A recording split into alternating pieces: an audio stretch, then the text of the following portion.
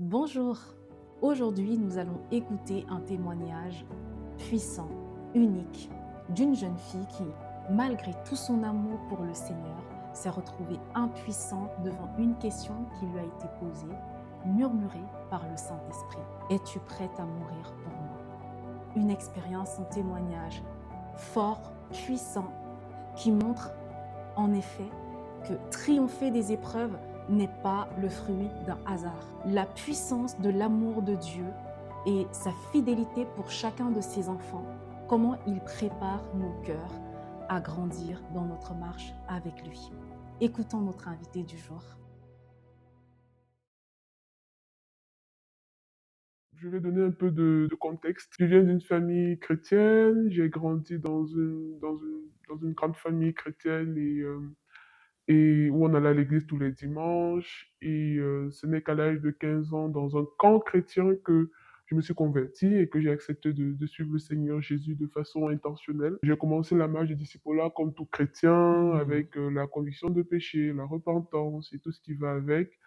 Et ma vie chrétienne avançait, voilà, bon an, mal an, avec des hauts et des bas, les jours où on se sent très en feu pour le Seigneur, très zélé, des jours où on se dit, mince, quoi, ouais, pourquoi j'ai signé? Pendant ce temps, alors, comme je disais, j'ai accepté de suivre le Seigneur à l'âge de 15 ans, donc j'étais encore au secondaire. Et après ça, j'ai fait des études supérieures, je suis allé en études supérieures, et il fut une année, je suis retourné dans mon pays d'origine pour faire un stage. C'était à peu près l'année où il y avait beaucoup de situations de persécution dans certains pays pro-islamiques. Et j'en entendais parler, je connaissais quelques pasteurs qui vivaient dans ces zones-là et qui avaient subi la persécution, qui avaient dû fuir avec leur famille.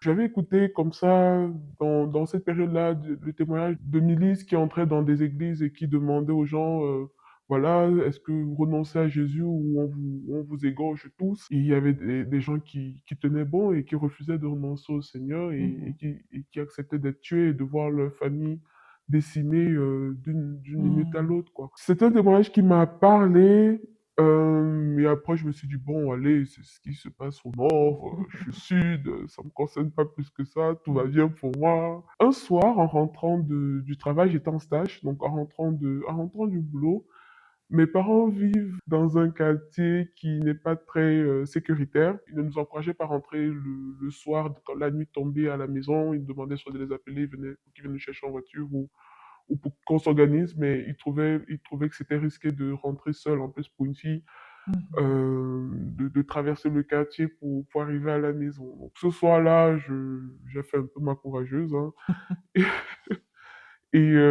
En rentrant du travail, je m'arrête, enfin le taxi, on utilise beaucoup le taxi dans cette zone-là d'Afrique, le taxi me laisse au terminus des arrêts. C'est un quartier musulman, je précise. Pendant que j'avance dans le quartier, le souvenir du témoignage que j'avais écouté dans la semaine de ces familles-là qui étaient décimées me revient et en même temps, je me dis, mais ici, je sais pas, des voisins musulmans ou autres devaient surgir de nulle part comme ça et me demander à moi, tu renonces à ton Jésus, voilà, on sait que vous êtes chrétien dans le quartier, est-ce que tu renonces à ton Jésus et on te laisse la vie sauve ou tu refuses de renoncer à Jésus et on t'achève. La pensée m'a traversée, j'ai essayé de la refouler en avançant d'un pas rassuré, en me disant, allez, il faut que je me dépêche, que j'arrive vite à la maison. Et la pensée revenait, regarde, si vraiment, vraiment ça devait arriver là, comment tu réagirais? Je me suis mise à pleurer et j'ai dit, oh non, moi je vais pas mourir maintenant. Oh non, je suis trop jeune. J'ai à peine, quoi, j'avais quoi, 21 ans à l'époque. J'ai envie de me marier, je vais avoir des enfants, je vais avoir mon diplôme. Je vais exercer en tant qu'ingénieur, je vais faire ci, je vais faire ça, je vais faire ça. Et la liste était longue et je veux voyager. Vous pouvez bien constater que dans la longue liste, il y avait zéro projet pour le Seigneur. Ah, ça. Et je me suis mis à pleurer en disant, mais non, Seigneur, je veux pas mourir. Et Seigneur, je veux pas mourir, et même si c'était pour toi, je ne mourrais pas. Je veux pas. Wow.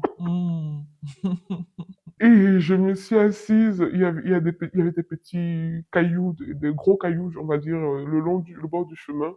J'étais tellement, la conviction de péché, la nature de mon cœur qui était loin d'aspirer à renoncer à tout pour suivre le Seigneur, la conviction de péché était tellement forte que je me suis assise là, sur le bord du chemin, et je me suis mise à pleurer. Oui, mais Seigneur, ce serait trop me demander pourquoi tu ferais ça. Non, tu t'as mise à faire ça. Et je pleurais à chaudes larmes, seule, sur le bord du chemin. Sur le coup, je ne pensais plus à l'insécurité du De l'endroit. quartier. J'étais juste là dans cette bataille-là entre l'état de En mon fait, tu étais cœur. avec Dieu et toi, C'est quoi. Vous étiez ça, ensemble tout et à tu fait, voyais plus tout à l'insécurité fait, autour de toi. exactement. J'étais Mm. dans cette bataille entre l'état de mon cœur et la demande du Seigneur à laquelle je refusais clairement de Mhm. répondre. Et plus je pleurais, plus je disais, oui, Seigneur, je reconnais que tu es mon Seigneur, mais Seigneur, s'il te plaît, pas ça, non, non, non, non. Et plus je pleurais, plus la conviction de, mais tu réalises que que Dieu n'est donc pas ton Seigneur, en fait. Mhm. Et là, j'ai juste abdiqué Mhm. et j'ai dit, Seigneur, la vérité de mon cœur, c'est que je n'ai pas envie de mourir, ni pour toi, ni pour personne. Maintenant, je sais que tu es souverain, que tu es Dieu et que tu sais ce qu'il y a de mieux pour moi Mhm. et que tu es bon et que mourir dans le Seigneur, c'est la plus belle chose qui puisse arriver à un chrétien. Mais Mhm. je t'avoue, Seigneur, je n'en suis même pas convaincu parce Mhm. que j'ai l'impression qu'il y a encore de belles choses à vivre ici-bas. Mhm. Mhm. Et j'ai pu demander pardon au Seigneur Mhm. et voilà, dans ces pleurs-là, dans cette repentance de ce Mhm. soir-là, j'ai réalisé que je devais en arriver à, si on me demande aujourd'hui, est-ce que tu meurs pour le Seigneur ou tu renonces au Seigneur et on te donne, garde la vie sauve ou tu refuses et tu meurs, je dois en arriver à, je suis prêt à mourir pour le Seigneur Jésus. Mhm. Ça a commencé ce soir-là Mhm. à faire son chemin à Son l'intérieur de chemin. moi et jusqu'à ce que j'en arrive à un jour me dire, oui, je pense que je peux mourir pour Mhm. le Seigneur. Wow. C'était un processus, oui. Wow. Donc en fait, c'était pas tout de suite ce soir-là que tu as accepté de te dire, OK, finalement, je peux mourir pour toi, Seigneur, mais c'était comme une semence d'un soir par le Seigneur. Mm. Il a travaillé ton cœur par la suite pour que tu en arrives à dire, OK, je me sens prête, Seigneur, à mourir pour toi. C'est impressionnant parce que ce que tu as vécu ce soir-là par la suite dans un autre pays, Mm. à l'occurrence le Nigeria, où Mm. on sait que voilà, Boko Haram sévit et tout, Mm. tu vas vivre finalement maintenant une expérience qui était comme ce pourquoi tu avais vécu la première. Mm. Mais de prime abord, on ne peut pas voir le lien. Les gens feront le lien et se diront, mais en fait, le Seigneur a permis que tu vives ça Mm. parce qu'il te préparait à quelque chose Mm, mm, d'autre, à un autre mm. niveau. Alors, dans le cadre de mon expérience académique, j'ai fait une partie de mes études au Nigeria. Mhm. Et le Nigeria, c'est ma terre d'adoption. Je suis amoureuse du Nigeria. J'aime le Nigeria. J'ai connu des expériences pas très drôles, Mhm. mais j'aime le Nigeria. J'étais en Mhm. quatrième année d'études d'ingé. C'était la période des examens. Sur les campus, il y a des groupes qui s'appellent fellowship. Mhm. Ce sont des étudiants chrétiens qui se mettent ensemble, de dénominations diverses ou Mhm. interdénominationnelles Mhm. et ils se regroupent un peu comme une église. J'étais dans un fellowship qui s'appelle CASO, Christ Ambassador Students Outreach. Mhm. On préparait les examens de quatrième année. Ce sont des examens très importants. Ça prépare ta cinquième année et tout. Donc voilà. On avait un culte. C'était un mardi. On avait un culte à l'école, sur le campus. Je suis allé au culte. Mhm. C'était en général en fin de journée. Avec mon ordinateur, mes cahiers. J'avais prévu de réviser sur le campus après le culte et de passer la nuit sur le campus à la bibliothèque pour pouvoir le lendemain aller composer. Donc, j'arrive, on a le culte, ça se termine pour le coup des 21 heures, quelque chose comme ça. Et après, avec d'autres camarades du fellowship, on préparait le même examen, la même Mhm. matière pour le lendemain. On Mhm. s'est dit, allez, on va tous descendre ensemble Mhm. et on va aller à la bibliothèque, on va étudier. Donc, on prend toutes nos affaires, le grand sac à dos avec l'ordinateur, le chargeur, les téléphones, les cahiers et tout. Et on avance là en chantant des louanges. On avait eu un bon moment de culte, bien encouragé, très Mhm. content. Et pendant qu'on avance, on se fait arrêter à un moment dans la rue par des messieurs qui étaient en moto Mhm. et qui avaient des armes. Wow.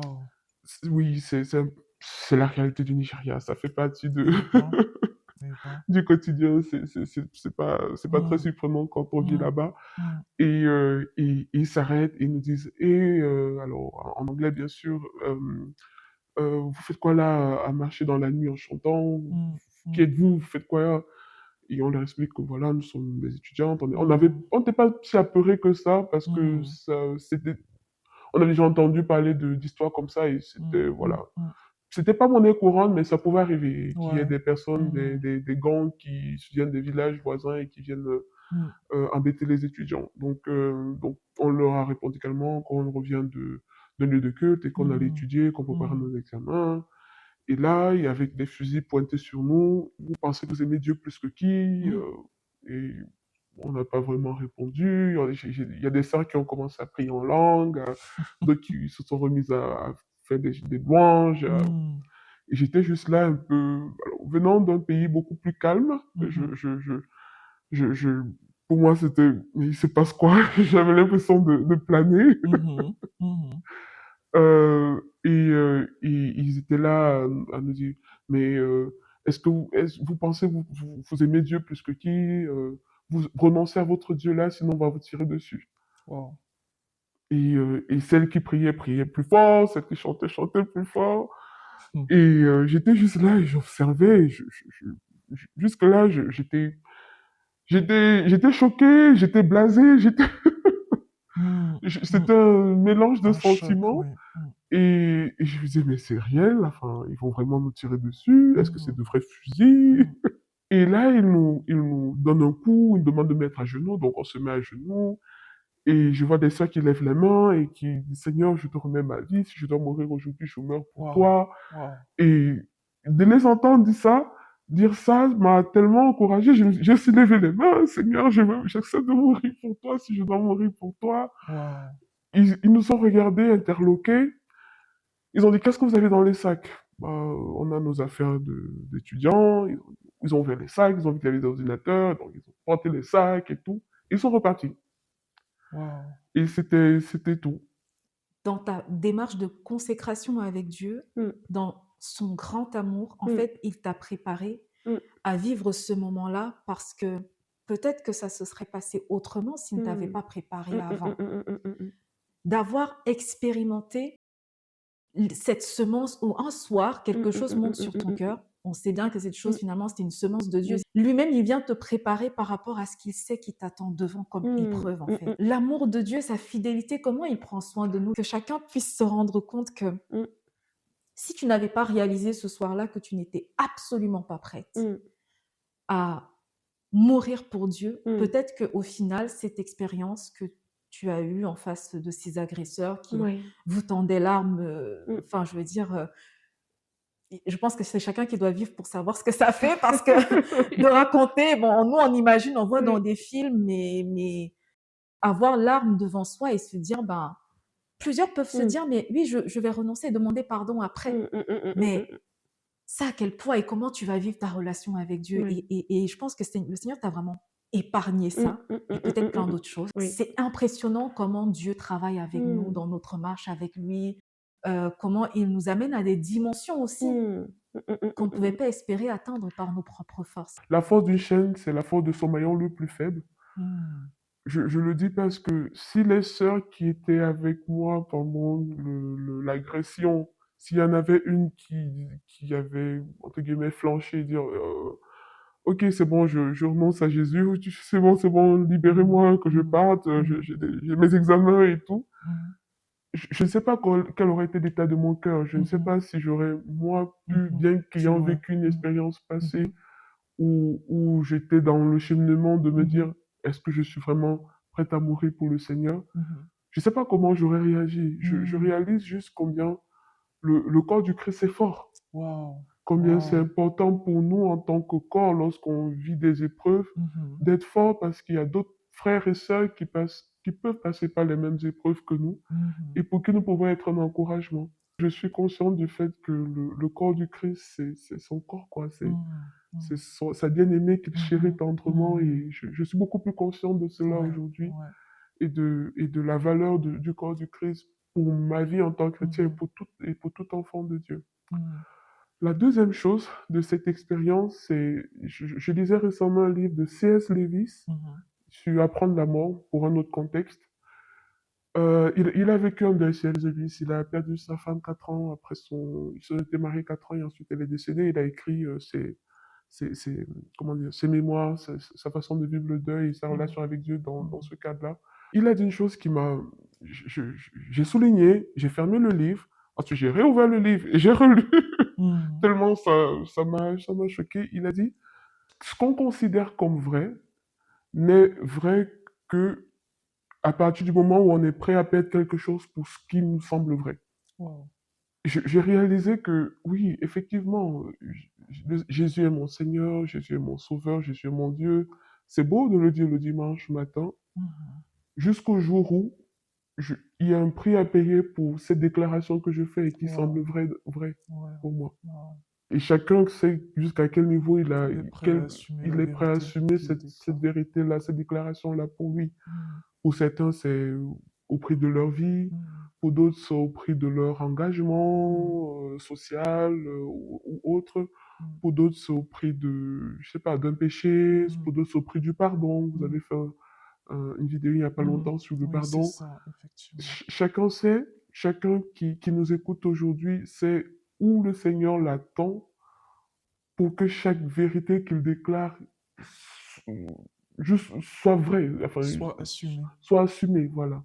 Jusqu'à quel point la vérité qu'il déclare de Jésus, tu es mon Seigneur et mon Sauveur et mon Dieu, jusqu'à quel point c'est vrai, jusqu'où c'est vrai, jusqu'où c'est vrai pour toi que Jésus est ton Sauveur, jusqu'où c'est vrai que Jésus est souverain.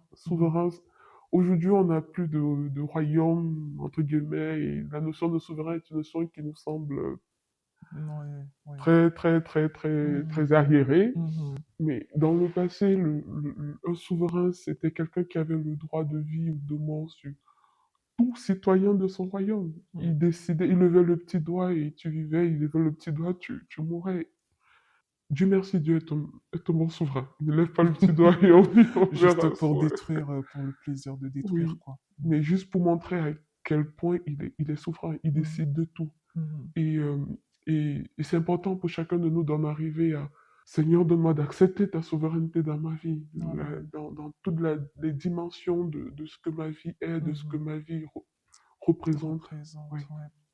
Où est-ce que nous mettons la barre pour payer le prix par rapport à la vérité que nous déclarons? C'est un sujet de réflexion, de méditation même, j'ai envie de dire. Comment tu t'es sentie par la suite? Est-ce que ta foi ou ta relation avec Dieu a pris une autre dimension après cette expérience où tu as été menacée de mort si tu ne renonçais pas à Jésus? Alors, est-ce que ma foi a connu une autre dimension suite à cela? Je ne saurais pas dire parce que je ne sais pas comment est-ce qu'on évalue le niveau de sa foi. Je sais juste que en tant qu'enfant de Dieu, on évalue sa croissance avec les fruits de l'esprit.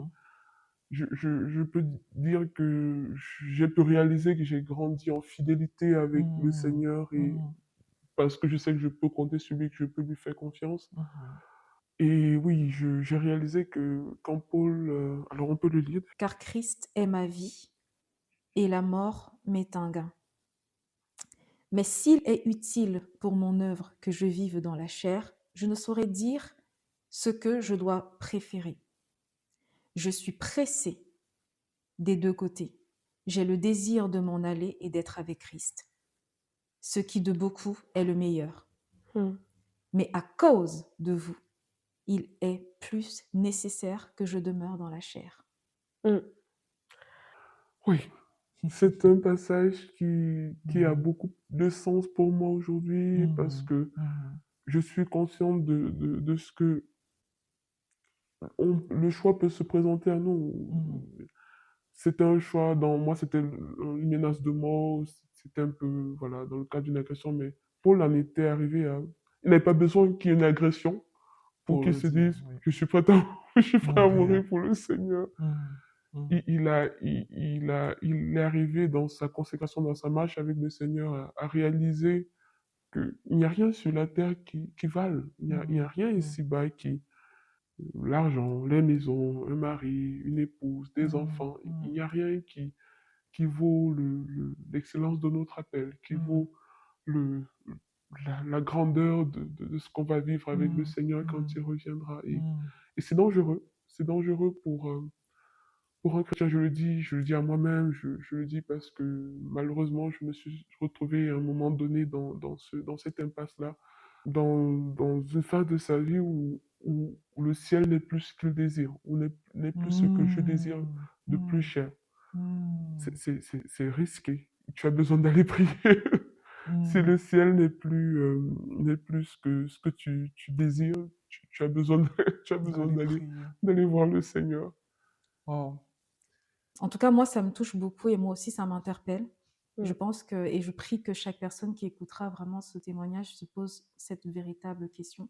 Jusqu'où je suis prête à payer le prix pour la vérité que je déclare? Ça, c'est vraiment quelque chose que je retiens. Et j'aimerais aussi, du coup, qu'on puisse finir avec aussi cette question.